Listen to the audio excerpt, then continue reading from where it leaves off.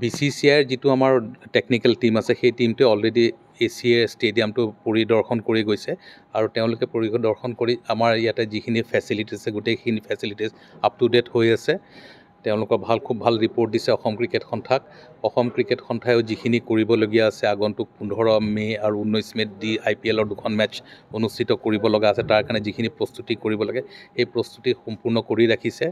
ৰাজস্থান ৰয়েলছৰ যিটো তেওঁলোকৰ টেকনিকেল দল আছে সেই দলটো যোৱাকালি আহি পালে গুৱাহাটী আৰু তেওঁলোকৰ ফালৰ পৰা যিবিলাক ব্ৰেণ্ডিঙৰ কাম বা কিছুমান তেওঁলোকৰ স্পেচিয়েল ডেকোৰেশ্যনৰ কথা থাকে সেইখিনি কাম হয়তো 2 দিনতে আৰম্ভ কৰিব আৰু মই আশা কৰোঁ যে খুব ভাল পৰিৱেশত এই আগন্তুক IPL মেটচ দুখন গুৱাহাটীত অনুষ্ঠিত হ'ব অসম ক্ৰিকেট সন্থাই এটা স্পেচিয়েল ষ্টেপছ লৈছে অসম ক্ৰিকেট সন্থাই ইয়াৰ যোনটো হস্পিটেলিটি এৰিয়া আছে সেই হস্পিটেলিটি এৰিয়াটো কমপ্লিটলি আপগ্ৰেড কৰিছে আৰু সেই আপগ্ৰেডেশ্যন কৰা হস্পিটেলিটি এৰিয়াটো অহা 27 মে তাৰিখে আবেলি 3 বজাত উদ্বোধন কৰিব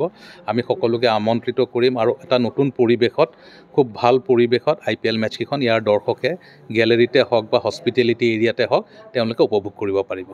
সব টিকেটখিনি অলৰেডি তেওঁলোকে ৰাজস্থান ৰয়েলছে এই টিকেটৰ ওপৰত তেওঁলোকৰ কন্ট্ৰল আছে বা তেওঁলোকে মেনেজ কৰে সো মই জনামতে তেওঁলোকে অলৰেডি অনলাইনত বুক মাই শ্ব' থ্ৰুদি টিকেটবোৰ মুকলি কৰি দিছে মই আশা কৰোঁ যিটো ধৰণে আমি টেলিফোন পাই আছো সকলো অসম ক্ৰিকেট সন্থাৰে হওক বা মই BCCIৰ কৰ্মকৰ্তা যি গুৱাহাটীত থাকোঁ যথেষ্ট ফোন আহি আছে খেলৰ টিকেটৰ কাৰণে আৰু যিহেতু আজি এদিন আগত অনলাইন কৰি দিয়া হৈছে মই ভাবোঁ যে 2 দিনাখনে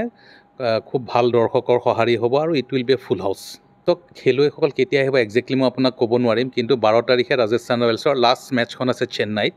বিফৰ কামিং টু গুৱাহাটীত আছে 15 তাৰিখে সো টেকনিক্যালি চাবলৈ গ'লে 12 তাৰিখে যদি চেন্নাইত মেটচখন খেলে সো 13 তাৰিখে এলে আহিব প্ৰথম মেটচখন 15 তাৰিখে খেলিব আৰু সেকেন্ড মেটচখন 19 তাৰিখে খেলিব আৰু 20 তাৰিখে যাবই লাগিব কাৰণ 21 তাৰিখে যদি প্লে অফত তেওঁলোক কোৱালিফাই কৰে 21 তাৰিখৰ পৰা প্লে অফ মেটচবোৰ আৰম্ভ হ'ব অসম ক্ৰিকেট সন্থাই এইটোত বিশেষ কৰিবলগীয়া নাথাকে কাৰণ এইটো এটা IPL ফ্ৰেঞ্চাইজি ক্ৰিকেট BCCI পাতে